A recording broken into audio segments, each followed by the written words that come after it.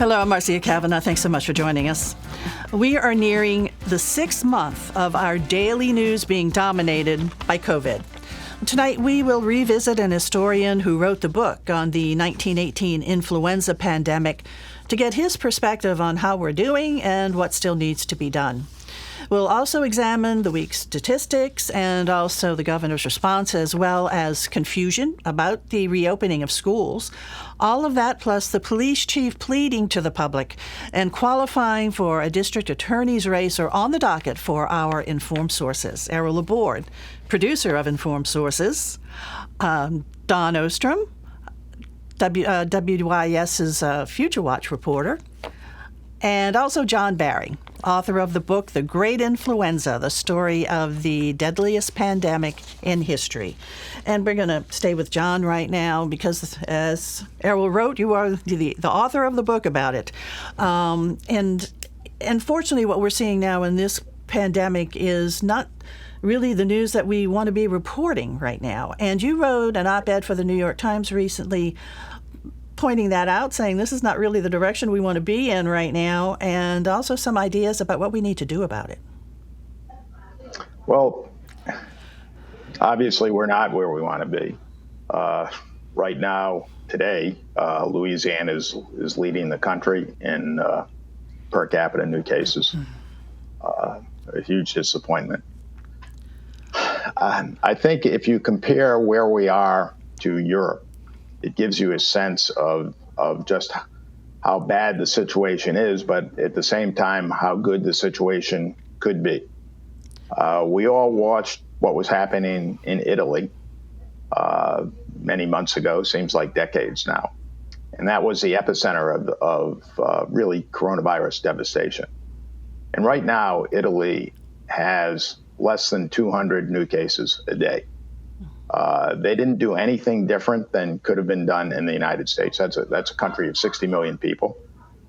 Germany is about 400 or 500 cases a day. On average, they're over 80 million people. So you compare it to Texas, 30 million people, over 10,000 cases a day. Our numbers here in Louisiana on per capita basis are awful as well. But again, when you look at Italy, when you look at Germany, when you look at France, Canada, so many countries around the world that did do this right, and we haven't. We could use exactly the same tools and get the situation in exactly the same place that they do over there. We have, if we had on a per capita basis something like Italy, there wouldn't be a debate over schools opening. There wouldn't be a debate over whether football is going to be played. Instead of closing bars, we would have the economy operating basically full bar. So we do need to take a step backwards. Okay, so you say we need to take a step backwards. Exactly what do you mean by that? And do we need to go back into lockdown? Is that what you're saying? I don't think we need to go back to lockdown yet. I think we do need to close certain things. This would include all places of public gathering. That includes churches, bars and so forth. And we need to comply with the social distancing, which is extremely important, the masks, which is important, the hand washing, all these things people have heard of. And there's better compliance now, I think, than there used to be even during the lockdown in some areas, or at least in my neighborhood. But we need to be very, very rigorous. And if you do that, I think, we can get this thing back under control, get the economy moving again, and reopen the schools. But it's not going to happen in a few days or even a few weeks. Could we do it, in 3 or 4 weeks? Conceivably, but probably take longer than that. John, what type of a deterrent, if any, do you think it is that this is a political year in Louisiana? I mean, in the United States, and people are very divided, they're very opinionated. I mean, if even the ideology is even divided on the question of wearing a mask or not. I mean, has politics really been a really bad effect on all this? Yeah, well, the first sentence in that op-ed you mentioned was, when you mix science and politics, you get politics. It's inconceivable to me, but it did happen, that a simple public health advisory got as politicized as it has been, and that's wearing of masks. But we have finally gotten, Trump's out there now, at least claiming that he wears a mask, allowed himself to be photographed in it. Pence wears masks, McConnell wears masks. Every Republican governor pretty much has at least recommended masks. Many of them have mandated masks. So it's a dollar short and a day late. We are where we are, largely because, I think, of the politicization. But we can make progress. The numbers that we're seeing today, remember, there is a time lag behind them. So number one, you have to anywhere from a few days to 8 or 9 days to get the test results before they're registered. We might be in a little bit better place than we seem to be right now. I hope that's the case. I don't know it for certain. We could be in a worse place. But there has definitely been more consistency in the messaging coming out of every politician, Washington and around the country. And that should help. I hope it does. Now, Governor Edwards has extended phase 2 and then the additional restrictions that were in phase 2. But the CDC has even stronger recommendations than what the governor has said that we should follow. I mean, should he take a little closer look, do you think, at what the CDC is saying? Like closing gyms, for example. I think so, probably. And I say that with great reluctance. I still do go to the gym, but where I go, it's ventilated. I got them to undo windows that hadn't been open in 30 years. I think ventilation is something that's it's more important than the attention it's gotten. So where I work out, actually, I just open the windows. I stand right by the windows and lift. But I think they should go, and certainly the bars should go. Well, back focusing here in Louisiana, in the metro area, we are seeing increases in cases and in hospitalizations, which is certainly very concerning. But it's not as bad as in other parts of the state, such as Acadiana. Right. Standing there with the governor yesterday were administrators from hospitals at Acadiana and I think Lake Charles, and they are saying they are running out of capacity, and they've put out a call for medical workers.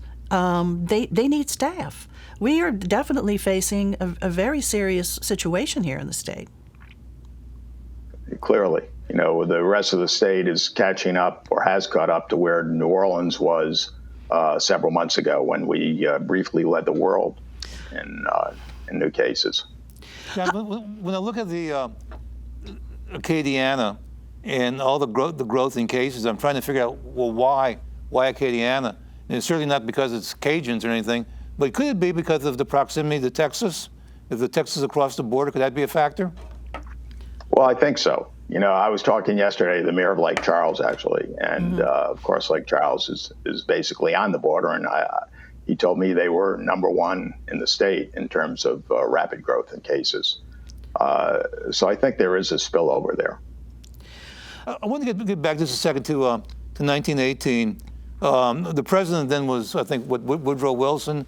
Was there a great political leader or somebody that the country really respected and followed their guidelines? It seems like there's such a division of opinion now. Was there any leadership difference back then? Well, we were, of course, in the middle of World War I, and Wilson ignored the pandemic and tried to trivialize it because he believed it would damage the war effort and because it would hurt morale. But that virus was much more lethal than this one, and people learned. I mean, nobody in 1918 called it a hoax after the virus arrived in their community. It was much too deadly. Yeah. This time around, people were still saying that even after virus was there. In fact, I saw a poll I think yesterday, that indicated even if that people were taking it seriously, more dependent on their political persuasion than whether or not they actually knew someone who had gotten sick.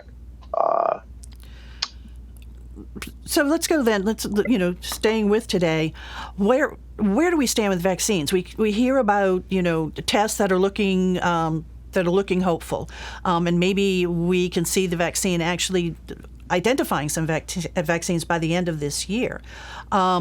So tell us what you know about that, and then also the controversy about that's not so much controversy, but questions about antibodies. Just how effective are they really? Right. Okay. First, there hasn't been a single piece of bad news about any of the major vaccine candidates that I know of anywhere in the world. From the very beginning, the target for vaccine, the so-called spike protein on the virus, is pretty stable. So if you're aiming at a target that is sitting there, it's much easier to hit. The influenza virus, for example, the target for a vaccine mutates very, very rapidly, which is why you need new vaccination every year. So all the news, every test on basically every one of the leading vaccine candidates, one in China, Britain, United States, elsewhere in the world, everything looks good. You still are going to face serious problems in terms of scaling up production, and not just for the vaccine, but as you're probably aware, vials, hypodermic needles, things like that. The supply chains for those, it's challenging. When it will happen, when the vaccine will actually make it into people's arms, I don't think even the most optimistic people really think it'll be large numbers of doses anytime this year, but possibly early in 2021. And you have so many different candidates, and they can all get approved. I think the long-term situation for that looks pretty good. In terms of the antibodies, there are studies out that indicate some of these antibodies decline pretty rapidly over a period of 2-3 months. But that doesn't necessarily mean that your immune system can't fight the virus. There are memory B cells, and there are also what are called T cells that are very important in terms of sustaining an immune response over time. And that could be a saving factor. The other thing is your immune response, as a general rule, is going to be stronger when it's challenged by a stronger infection. So if you have a very mild case or asymptomatic, maybe your immune system doesn't get as stimulated as might otherwise be. If you get a vaccine, that will give the immune system a very significant jolt of that spike protein for it to recognize. So the consensus in the scientific community, and I talk to people in the community quite regularly, is still that the vaccine would probably be reasonably effective for a reasonable period of time, at least as long as an influenza vaccine, probably longer. Okay. So even those who have been infected, should they also be vaccinated? Is that what you're saying? Oh, yeah, sure. Okay. Yeah. All righty, John. Well, thanks for filling us in on so much. And I'm sure we'll be looking to talk to you again some more in the future, because this isn't going away tomorrow, unfortunately. Thanks a lot, John. No. All righty. You're welcome. Don, let's go over to you. And with COVID, of course, there's just a lot of confusion out there among schools, among parents, students. Some are going to be in class, some are not going to be in class. What is it? Where we are today with this? Marcia, we've been talking about schools every other week with me and you since March, and I feel like I'm the provider of more confusion than real facts every single time, because it's just a moving target where it doesn't seem to keep sticking. The very latest as of the last couple of days is that Orleans Parish Public Schools will not go to school in person. They will start completely virtually somewhere on or around August 10th. that week, depending on where you go to school. Jefferson Parish schools have a mix. You could sign up for virtual Jefferson. You could also, if you're in K through 5, go to school every day, and 6 through 12, go to school 2 days a week, and then do the rest virtually. In St. Tammany, you could sign up for virtual school, or again, in K through 5, you could go to school every day, and 6 through 12, you could go to school 2 days a week and every other Friday. So parents trying to keep track of it are going to have a really hard time. If you can go out further and get into the archdiocesan schools, they have released a 75-page report that they want their schools to follow, but then they want them to come up with a plan that meets the needs of their individual community. Mm-hmm. So some schools are saying we are going full bore and going to school. Others are saying we are doing virtual. Some are saying we'll have a combination. Then you've got the universities. Tulane, for instance, has created outdoor classroom spaces, has reconfigured all of their classroom spaces and set all the desks apart, put plexiglass dividers where they need them. Students across the board, 3rd grade and up, it sounds like, are going to be in masks every single day. A lot of schools are doing temperature checks. And then the question is, what happens if somebody, and they're keeping them in pods or groups, or in one school, they're calling it a cohort. You stay with your cohort and you don't go outside of that cohort. But then what happens if someone in that pod or group or cohort ends up being diagnosed positive? Mm-hmm. In one case I've heard about, that means everybody in that cohort would be quarantined at home for 14 days. And there's so much decision-making left up to the individual parents. Do you feel safe? Do you worry about their physical health? Do you worry about their mental health? Do we keep them at home? Where does their learning come in? I asked a question in the Orleans Parish School Board press conference this week and said, what about the children who haven't checked in? Attendance wasn't mandatory online for public school kids from March to the end of the year. There are likely a lot of children who are lost in the system right now, who aren't checking in, who haven't been checked on. Are there welfare checks? Will the truancy laws be enforced? All that's still kind of shaking out. So there are some children who really probably haven't been touched by a school administration since March, and that's kind of scary. That is. It's just so definitely confusing. And of course, we're worried about the emotional well-being of the children too. They've not been able to get out there and just be kids. Right. Well, the American Academy of Pediatrics has said, the best case scenario is kids are at school with other kids and playing and learning. And that's what kids do. That's how they learn best.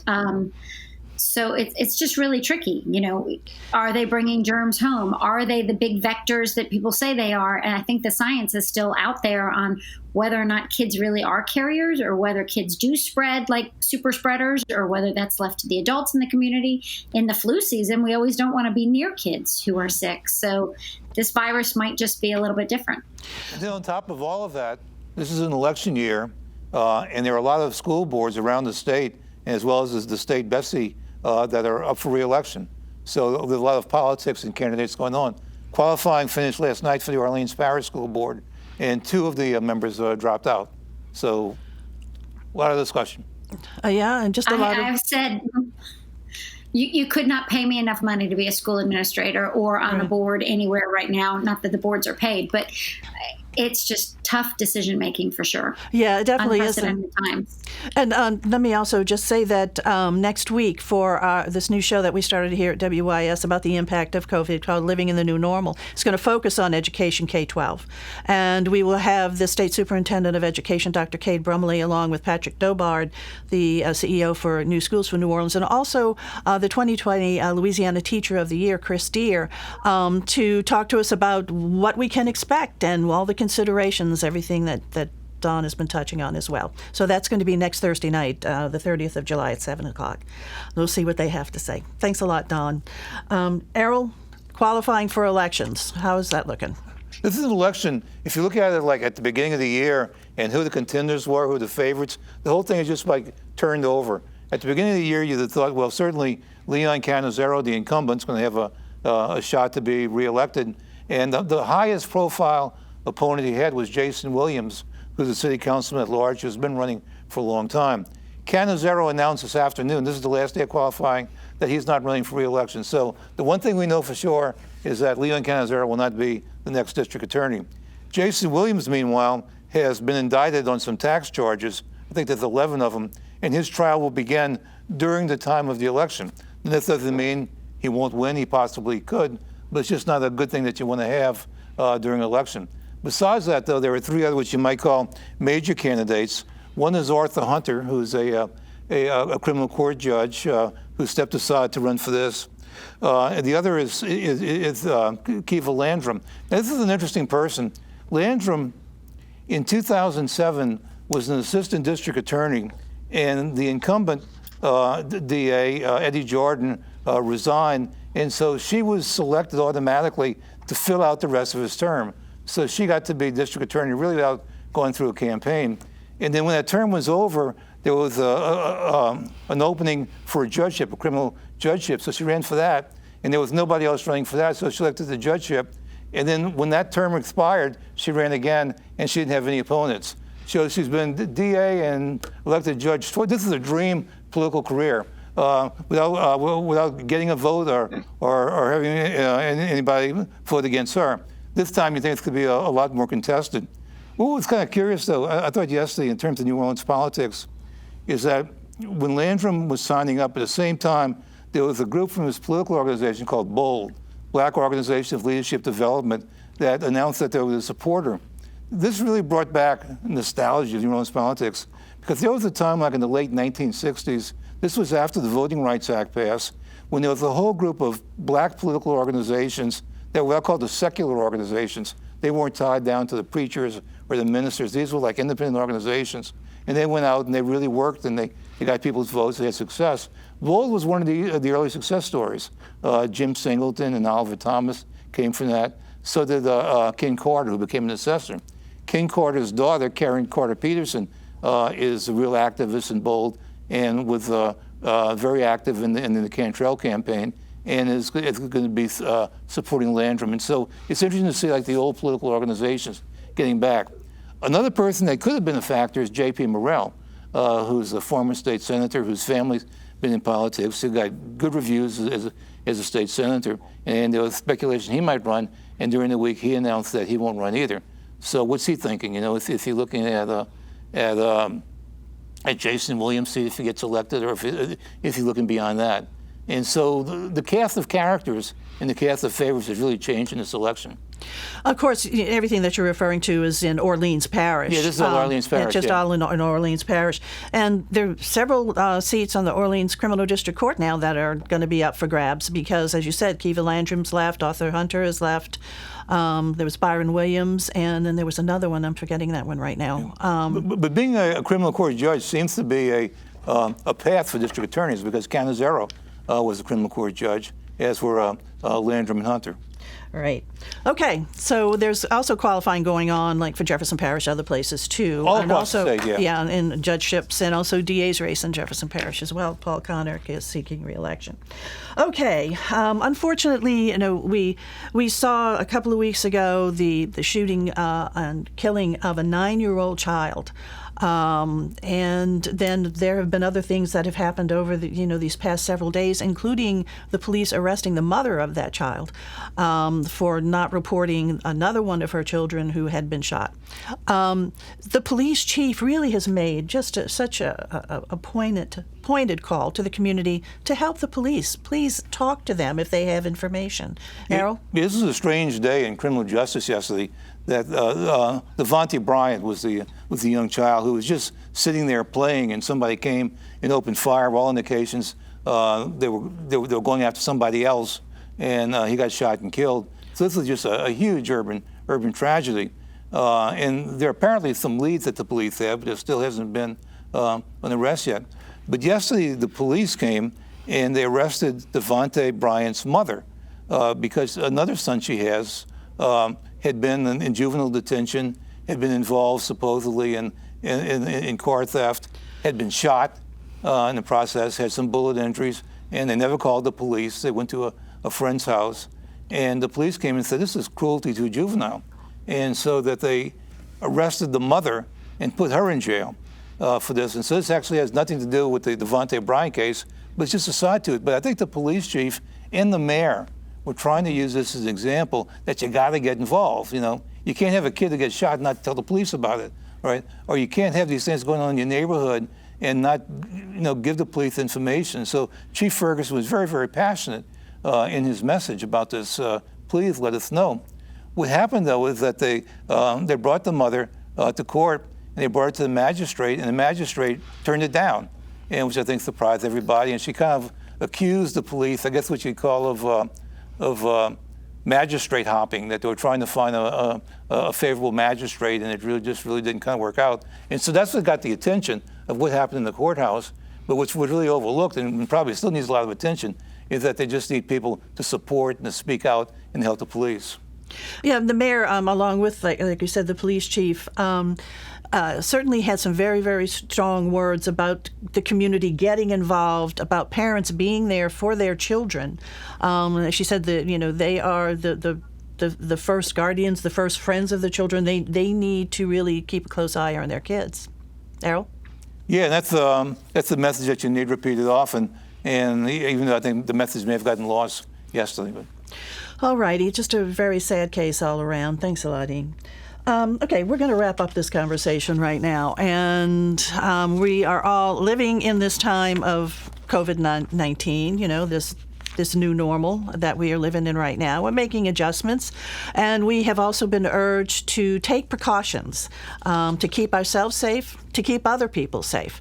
So why don't you right now talk about what you feel is the most difficult precaution to observe? Errol, let's start with you. The most difficult precaution is the whole touching the face thing. I mean, I don't know how many times people just do it automatically between, you get itchy eyes or an itchy nose or something, but it's just hard to go through a day without touching the face. Yeah, I think with this, everybody's become much more aware of just how much we do touch our faces. So, yeah, that's a difficult one to observe. John, what about you? Well, I think it's sustaining compliance with the measures.